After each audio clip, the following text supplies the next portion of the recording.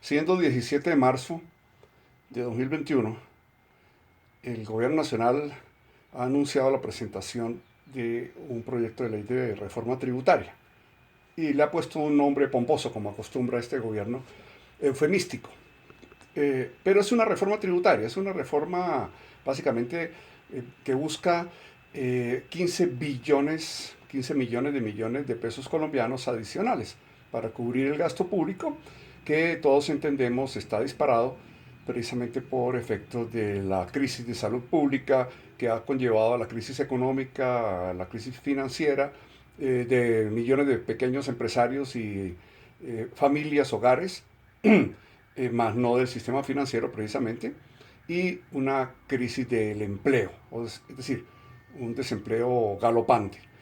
Eh, Se ha conformado recientemente una comisión de expertos, nuevamente, de sabios, eh, por parte del gobierno nacional para estudiar los temas del gasto público, del gasto fiscal y de las exenciones tributarias y plantear algunas propuestas, algunas soluciones a la crisis fiscal por la que atraviesa el Estado colombiano en este momento a nivel nacional. Eh, Lamentablemente, tengo que decirlo, de acuerdo con los medios de comunicación, nos hemos enterado de que esta comisión está conformada básicamente por personalidades extranjeras. Por ejemplo, el profesor Kent Smithers, de una universidad estadounidense, que si bien es experto, etcétera, pues deja mucho que desear, o por lo menos da mala impresión, da la imagen, mala imagen, que esta comisión esté conformada básicamente por extranjeros, mínima cantidad de académicos o especialistas colombianos y parece que ninguna mujer. Al margen de ello, entonces vamos a enunciar lo que el profesor Smethers plantea como posibles salidas, que son, en primer lugar, eh, reducir los ítems exentos del impuesto de renta, por un lado, toda vez que él plantea que las exenciones tributarias son muchas y muy grandes, cosa que no es nada nuevo, no necesitaba que viniera un experto extranjero estadounidense a decirnos esto, que corresponderían, según este profesor, al 6,5% del Producto Interno Bruto colombiano, lo que equivale a algo así como 67, 68 billones de pesos colombianos. Y en segundo lugar, plantea esta persona una reforma pensional, que básicamente implica, en primer momento, grabar las llamadas pensiones altas, que todavía no sabemos qué es una pensión alta en Colombia. Y por otro lado, por separado, también propone expandir la base del IVA, lo que podría llevar, según él, a tarifas más bajas de las que hay en este momento.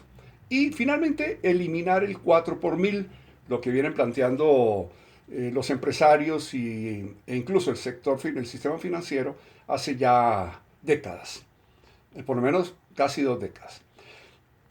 Ahora, por otro lado, plantea el profesor que hay más exenciones en la medida en que se incrementan los ingresos, es decir, especialmente en lo correspondiente al impuesto de renta, y por tanto se recomendaría eliminarlas toda vez que son regresivas estas exenciones, con lo cual coincidimos totalmente. Ahora, de parte del FEDESarrollo, del doctor Mejía, el director de FEDESarrollo, él plantea básicamente la ampliación de la base tributaria, nuevamente, que todo el mundo tribute, no solamente las personas que ganen más de tal base, de la base gravable, sino todo el mundo en principio, o por lo menos ampliarla. Lo mismo plantea el presidente de ANIF, el doctor Santa María, al plantear que, o proponer que deben declarar y pagar renta todas las personas no que ganen 4,1 millones de pesos o más, como es actualmente en Colombia, sino a partir de un ingreso de 1,5 millones de pesos colombianos.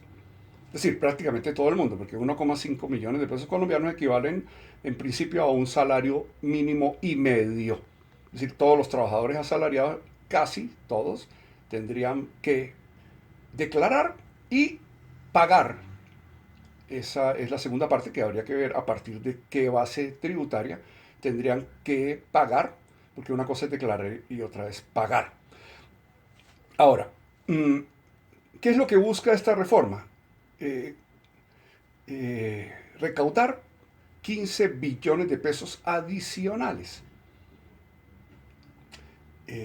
Pero si nos ponemos a estudiar un poco el tema más en profundidad, por ejemplo, citando al profesor Luis Jorge Garay de la Universidad Nacional, él plantea en un texto del año pasado, muy profusamente, muy profundamente planteado, que eliminar eh, eh, las exenciones y gabelas al gran capital o a los empresarios, a las personas privadas o a las personas naturales y jurídicas en general, las exenciones tributarias conllevaría la recuperación de algo así como 50 billones de pesos anuales.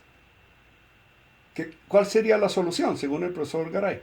En lugar de más impuestos, desmontar exenciones y gabelas.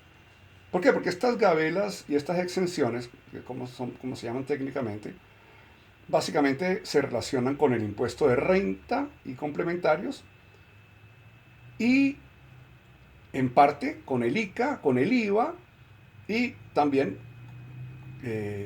para aquellos capitales extranjeros que remiten remesas de utilidades de ganancias al extranjero. Y por otro lado, también plantea el profesor Garay que el patrimonio en Colombia está concentrado en el 0,1% de las personas jurídicas. Es decir, los súper ricos que él denomina son muy pocos y tienen el gran pedazo del pastel del patrimonio en Colombia. Quiero hacer alusión a las leyes de presupuesto general de la Nación de los últimos 3 años, a partir del año 2019, 20 y 21, y dar la siguiente cifra. Los ingresos corrientes de la Nación entre 2019 y 2020 aumentaron en un 10%, en el 2021 se redujeron en un 3% en relación con el 2020. Eso corresponde a algo así como el 15,5% del Producto Interno Bruto. Los ingresos tributarios, que son la parte más grande de los ingresos corrientes de la nación, pasaron entre el 2019 y el 2020 a aumentar en un 10% y disminuyeron entre el 2021 y el 2022 en un 4%. Quiere decir que para esta vigencia fiscal, de acuerdo con la ley 2063 de 2020, que es la Ley General de Presupuesto Nacional para la vigencia fiscal actual, los ingresos tributarios corresponden a algo así como el 14% del Producto Interno Bruto. De estos ingresos tributarios, que están desagregados en directos e indirectos, los directos corresponden a 69 billones de pesos aproximadamente, los cuales entre 2021 y 2022 van a disminuir en un 2%, de acuerdo con las leyes, obviamente, porque la realidad puede ser distinta, y habían incrementado, se habían aumentado entre el año 2019 y 2020 en un 9%. El impuesto de renta y complementarios, que es el más importante de los impuestos directos, aunque pues en principio hay dos, máximo tres, había aumentado entre 2019 y 2020 un 8% y en esta vigencia disminuye en relación con la vigencia de 2020 en un 3%, pasando a valer 64,76 billones de pesos. Y por otro lado, los impuestos indirectos valdrán para esta vigencia 84 billones de pesos, con una disminución del 4% en relación con el año pasado. Y para 2020, en relación con 2019, se habían incrementado en un 12%, pasando de 62 billones a 69 billones entre 2019 y 2020. Y el gravamen a los movimientos financieros, que es otro impuesto indirecto, aumentó entre 2019 y 2020 en un 8%, al pasar de 8 billones a 8,7 billones, y aumentará un 1% entre 2020 y 2021, al pasar de 8,7 billones a 8,77 billones en esta vigencia. Algo muy interesante en este análisis siempre es observar cómo se han comportado los recursos de capital de la nación. Vean ustedes, el principal concepto de ingresos del presupuesto nacional para la vigencia fiscal 2021 lo constituyen los ingresos tributarios, pero si desagregamos los impuestos directos y los impuestos indirectos, veremos que los indirectos, especialmente, ya dije, el IVA, el 4 por mil, valen 84 billones de pesos aproximando enteros, mientras que los directos valen 69 billones. Es decir, los impuestos indirectos son mucho más importantes, mucho más grandes, 84 billones de pesos, que los impuestos directos, que valdrían para esta vigencia 69 billones, es decir, 14 billones menos los directos que los indirectos, en un sistema tributario que por mandato de la Constitución, el artículo 363, se debe basar en los principios de progresividad, equidad y eficiencia. ¿Cuáles son los impuestos progresivos? Los directos. ¿Cuáles son los impuestos regresivos? Los indirectos. Es decir, que tenemos en Colombia, evidentemente, un sistema tributario eminentemente y profundamente regresivo. Grava más a las personas con menores ingresos, con menores patrimonios, con menor capital, a los más pobres, que a los más ricos y más favorecidos. Pero los recursos de capital de la nación, vean ustedes, valdrán para esta vigencia 124 billones de pesos, cuando el año pasado solamente llegó a 81,3 billones, que ya había incrementado su valor en relación con el 2019 en un 13%. Para 2021 los recursos de capital de la nación se incrementarán, de acuerdo con la ley, en un 52%. No quiero dejar de mencionar el impuesto al patrimonio, de acuerdo con la ley 1943 de 2018, que está vigente entre el año 2010, entre el año 2020 y el 2021. Para el 2020 se ordenó por parte de la ley de presupuesto de esa vigencia que se recaudaran unos montos correspondientes a el 0,54% del total del presupuesto nacional, equivalente a 0,85 billones, es decir, a 853 mil millones de pesos por parte de los sujetos pasivos de esta obligación.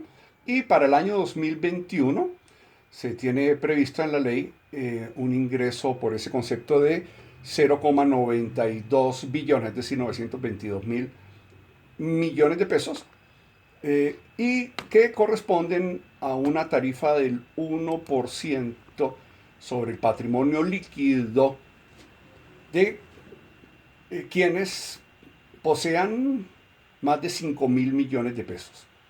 Una de las propuestas que se han presentado por parte de algunos académicos, algunos analistas en este momento, es ampliar y mantener, o por lo menos durante una sola vigencia, pero fuertemente grabada, el patrimonio, con una tarifa que incluya el 1% o un poco más, hasta el 3%, pero no solamente a patrimonios líquidos iguales o superiores a 5 mil millones de pesos, sino a partir de 3 mil puede ser una alternativa. O de 1.500 millones de pesos como patrimonio líquido. ¿Qué es patrimonio líquido? Es la diferencia entre los activos corrientes y los pasivos efectivos, de tal manera que lo que usted tenga, una vez restando sus deudas, constituye el patrimonio líquido, patrimonio neto. Es sobre eso.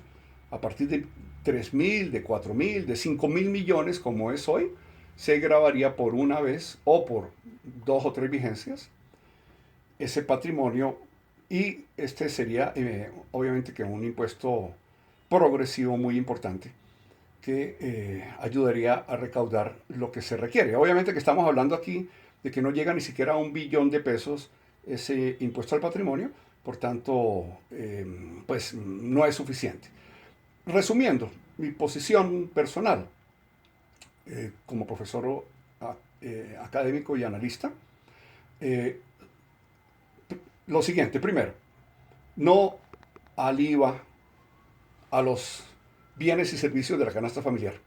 Sobre eso creo que hay un consenso, si no unanimidad, por parte de los honorables congresistas, y el mismo presidente de la República ya ayer en una declaración pública planteaba y solicitaba, lo cual debería ser una orden al Ministerio de Hacienda y Crédito Público, dejar por fuera del proyecto de reforma tributaria el IVA para los bienes y servicios exentos o excluidos de la canasta familiar.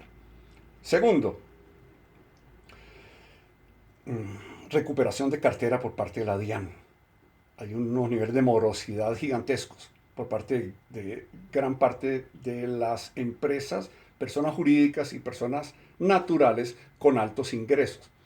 Tercero, reducción o eliminación al menos de los 70-80% de las exenciones tributarias, como plantea el profesor Garay, que no llevaría al gobierno nacional a un recaudo de aproximadamente unos 50 billones de pesos, de acuerdo con los cálculos del profesor Garay, repito.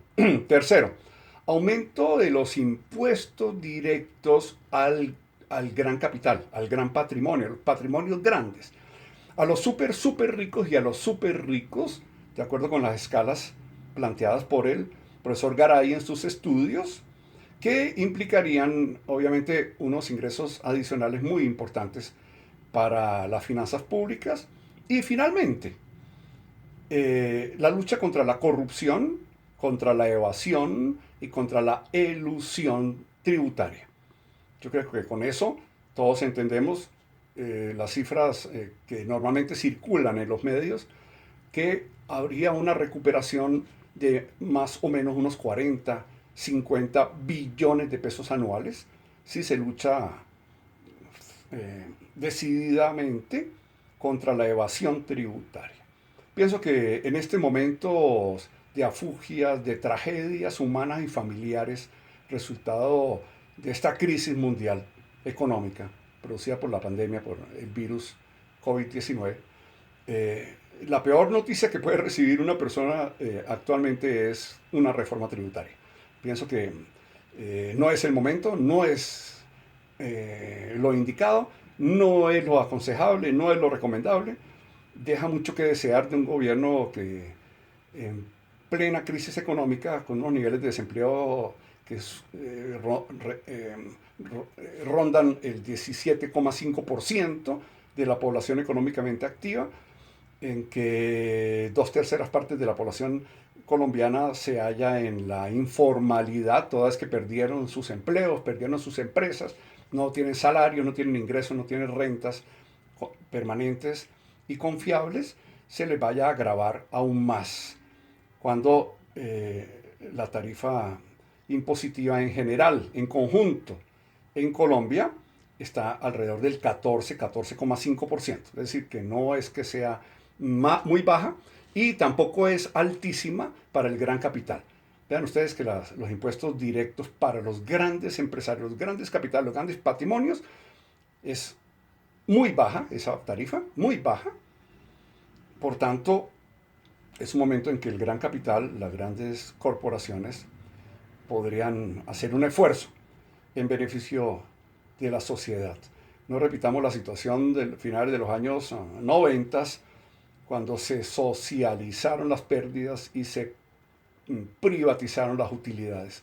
Este es un momento en que el gran capital, los grandes empresarios, la gente que tiene dinero, los ricos, deben hacer un aporte y el gobierno obviamente debe entender, debe poder saber leer la realidad de un país desde el punto de vista sociológico, desde el punto de vista económico, desde el punto de vista político y no solamente desde el punto de vista tributario y atenerse, eh, acogerse a la realidad económica, a la antiguamente llamada homeostasis presupuestal o regla fiscal desde el punto de vista de los ingresos y o mejor a la coherencia macroeconómica, de tal manera que no se puede pretender tener mayores rentas públicas de parte del Estado cuando el crecimiento económico es muy bajo. Es decir, no se puede pretender ganar más, tener mayores ingresos que el crecimiento de la economía. Es un principio básico del sistema económico y también de las finanzas públicas. Bien, esas son un par de opiniones y algunas cifras que quisiera que ustedes reflexionaran y que quiero compartir. Muchas gracias por la atención.